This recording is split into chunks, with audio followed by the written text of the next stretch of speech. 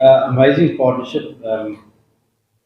As a coach, one of the best partnerships I've seen in international test match cricket at 20 for 5, under a lot of pressure. Um, it's an amazing effort by those two guys. Obviously, we didn't start well this morning. A couple of poor shots, a couple of good deliveries. But that's the nature of test match cricket. It's hard, and those guys have showed amazing skill and amazing character to get us into a good position. Yeah. Russell, two questions. Yes, sir. Firstly, about Liton. How easy is it to coach a player like Liton, or how is it to coach a player like Liton? That's good form. Like, take so well. And secondly, about Mushfiq, what do you focus on when you're talking to him before a match? Well, I think in international cricket, technique is a very important aspect. Um, I think Liddon's evolved his game and has developed a really good technique in terms of his batting. With that, also a good routine in his preparation. I think he's found over the last year and a half a good way of preparing for test matches and knowing when to do the work and when to not do the work. So he's worked out a really good routine. But look, it's his third hundred, and he's still got a long way to go. Um, he's a fantastic talent. He's an amazing player to watch. So easy on the eye, and just seems to have so much time. But it's pretty much the start of hopefully going to be a successful Test match career for him. So he's still got work to do. He's done amazingly well this last 18 months, but not the finished article yet, and I'm still expecting a lot more from him in the years to come. Regarding Mushfiq, I'm sure all you guys see that he hits more balls than anybody I've ever seen or anybody I've ever worked with. Amazing determination and desire to do well. But I think a lot of players at international level just want a little bit of love and support, and particularly when things are not going well, feel that they're being bad. For sure, he's worked a little bit on his technique over the last couple of games, but he knows how to get runs. So all about supporting players when they're not going through when they're going through a bad run, and you don't just get rid of quality players like that if they're going through a bit of a slump. So just be patient and back in their ability.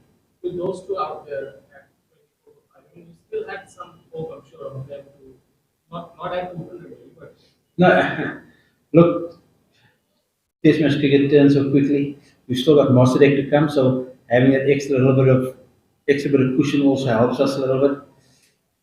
Nobody knew what's going to happen, but a fantastic, one of the best partnerships I've seen in international cricket that I've been involved. Russell, Mominul and Hito were bowled in incoming deliveries in back and Chicago. Today, Shaddo was bowled in an incoming delivery as well. So left-handers are struggling against incoming deliveries. Why do you think that is happening? Yeah, look, I think, and Shanti was probably the first to admit it wasn't his best shot. He's a more organised, tighter player than that, but he's still got a lot of learning to do in international cricket. He's got all the ability. I think he can be a fantastic player for Bangladesh. And people must remember when you think of Lytton's first 15, 16, 17 test matches, also a lot of question marks asked about him. So much ability, has him averaging 20, 21. He's now averaging nearly 40, 36, 37. So he's still learning. Batting at the top of the order, never easy. Coming against a new ball under a little bit of pressure. So he'd be the first to admit it wasn't his best shot. But I know he's a quality player. I've seen the way he practices, the way he plays, his ability. It's all about just learning about batting long periods of time in international cricket. Coach, Mohammed said it mentions that he didn't bother about his form. What did you think? Why he is not bother about his batting form? Because he's got a fantastic record. He's got the most hundreds in Bangladesh cricket. He's got 11 test hundreds in I think 51 test matches. I mean, you've got some fantastic players in that team. Of Mushfiq's got his ninth in maybe 75 test matches. Momlo's got 11 in 53, 54. So he knows how to get runs. And all players go through slumps in form, and all players lose a little bit of confidence and belief. As coaches, it's your job to support those players in those times and make sure that they get out of those slumps at certain stages, because they're all going to go through. Do you think he is in off form? Do I think he's off form? Yes. I don't think he's off form. He's just out of runs. He's not getting runs. I watched him in the nets. Even this morning, he looked really good. His positions were really good when he batted.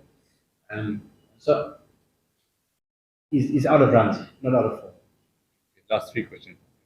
Brother, beginning of the Bangladesh innings, the behavior of the wicket surprised you. No, very good wicket. I thought it was a good wicket. Very few dismissals. Maybe Mohammed got quite a good ball that stayed down a little bit, but good wicket. Good wicket. Mushi is not going to play for Bangladesh in between this for his personal reason. Yes. As he's in top form, Bangladesh is going to miss someone in the middle. Absolutely. But it creates an opportunity to develop the next player. Because like I've always said, the Mushfiqs, the Shakibs, Tamim's not going to be around forever. And we need to find times to play guys like Rabi. Make sure we stick with Shantos because they need to come into the test team and those guys are done with 15, 20 test matches behind their name. So obviously disappointing because he's in good form at the moment, but provides an opportunity for somebody else to develop the game in good form. Atif? So do you think that Mumino needs to reorganize his batting technique or something like that because he's going to stop for a long time? Well, when you say a long time, I mean, it's 4 tests ago, he got an unbelievable 80 in New Zealand. So it's just 4 tests ago. That's 1 test in Christchurch, he got 30 odd, 2 tests in South Africa, and this test, and the first test match here. So not a long time. He played a fantastic innings in Mount Maunganui to set up the games that we won. There's no player that gets runs every single game. It's part of it. He's a quality player. He's got 11 test runs. He's got the best record of any Bangladeshi batter in terms of hundreds of test matches. He's a big score around the corner from him, no doubt about that. Ligon is currently the second highest run getter in this year, test and third in World Test representative.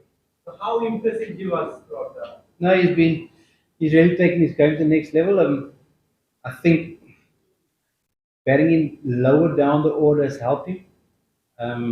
He will definitely become Bangladesh's number 4 or number 5 in time to come. But having him in at number 6, number 7 position takes a little bit of pressure off him. He can play with good intent and positivity, and he's been fantastic for us for the last year now. Last question. Given the position of the game, what do you expect more runs or more conservative? No. It's a in this game, you're 2 wickets away from being in a tricky position again. The average score here, day one, our first innings is 314. At the moment, if these two can get through the first hour tomorrow, puts us in a really good position. If they can get us to 300 with no damage, more select to come, we can't look too far yet. We'll look at the first ball, first hour tomorrow, and then see where we go because the rate was fantastic today. In Mirpur, the game speeds up. You can bowl a side out in 2-3 sessions. Yes, so the game speeds up as the game goes on. We can't look for it. All our folks in the first session. Thank you. Thank you.